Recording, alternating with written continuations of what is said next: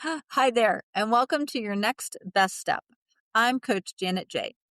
It is a summer Friday. The to do list does not care that it's July, and the word everyone keeps handing you is rest. So let's talk today about rest, the kind your body can actually feel and the kind it cannot. You finally sat down. 20 minutes later, you stood up just as tired, maybe more, and you decide that rest does not work for you. That is not the problem. Your body never left go mode. You changed chairs and called it a break. It turns out your body runs in more than two gears, and the one that restores you is the one almost nobody shifts into on purpose. Let me describe a day. You have nowhere you need to be. This is the day you rest. You sit down with your coffee and you notice crumbs on the counter, so you wipe them. Your phone lights up, so you answered the one text, "It'll only take a second." You sink into the couch and a load of laundry calls you from the other room. By evening, you have been home all day. You didn't work, and yet somehow you feel as depleted as if you had. What happened is that you idled. The engine ran the whole time in a lower gear, scanning for the next small thing to handle. That is the rest that does not restore. The body never left go mode. There's a moment in Mark's gospel I come back to whenever life gets loud for me. The disciples had been pouring themselves out, so many people coming and going that they had not even stopped to eat. And Jesus says to them in Mark chapter 6, verse 31, "Come with me by yourselves to a quiet place and get some rest."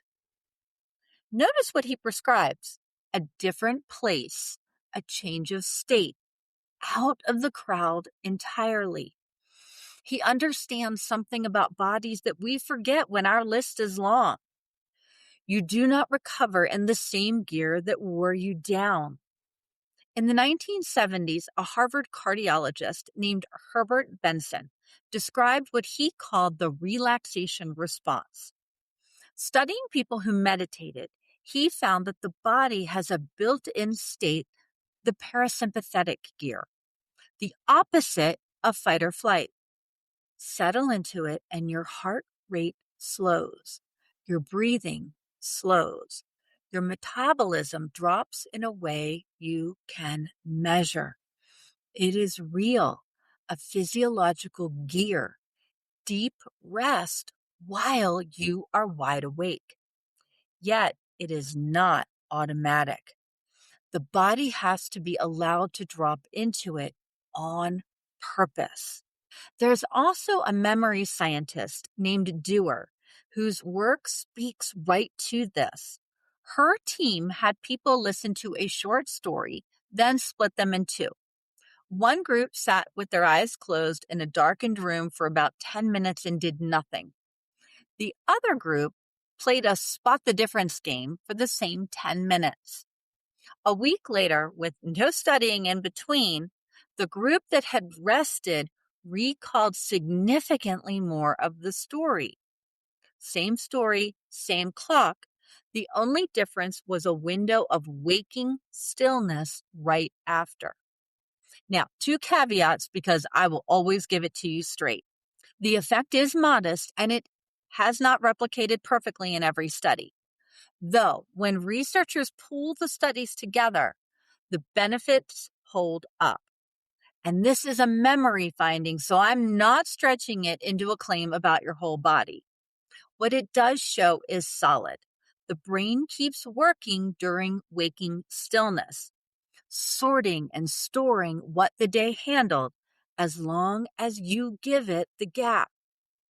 Doing nothing, it turns out, is doing something. So think back to that rest day. It drained you for one mechanical reason. Your body never shifted into the gear where restoration happens. It idled in go mode all day, and go mode does not restore. Now, that is good news because a gear is something you can shift on purpose. The shift is simpler than willpower. You give the body one clear signal and it knows how to drop in. This touches all four pillars the way most things do.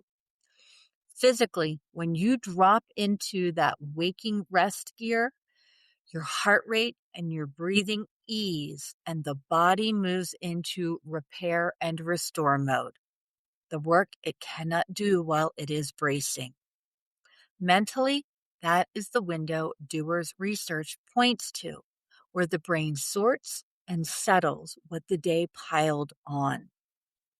Emotionally, the low-grade scanning for the next thing finally goes still, and the edginess settles with it. And spiritually, this is the gear Jesus was pointing the disciples toward. Stillness is the posture where you can hear God over the noise coming and going. Rest does more than maintain the body. It makes you reachable again. So, here is your next best step. Let's call it the waking stillness window, and it runs about 60 to 90 seconds. The whole practice. Sit or lie down somewhere where you will not be interrupted and do nothing. That's it. Eyes open or closed, your choice. No problem to solve, no special breathing, no phone in your hand, no slipping off to sleep. Simply still and awake and off duty. The signal your body needs is the absence of a task. When there is nothing to handle, it believes it is safe to drop into rest gear. One tip, since remembering is the hard part, the first few minutes after you wake up before the day grabs the wheel is one of the easiest slots to drop this into. You are already still and already off duty. Let yourself stay there for 90 seconds before you reach for the phone. Any time of day actually works. Morning can simply be the open door that's already there. So when rest has not been restoring you, the reason is mechanical, and the fix is too. Your body has a waking rest gear that Benson mapped decades ago.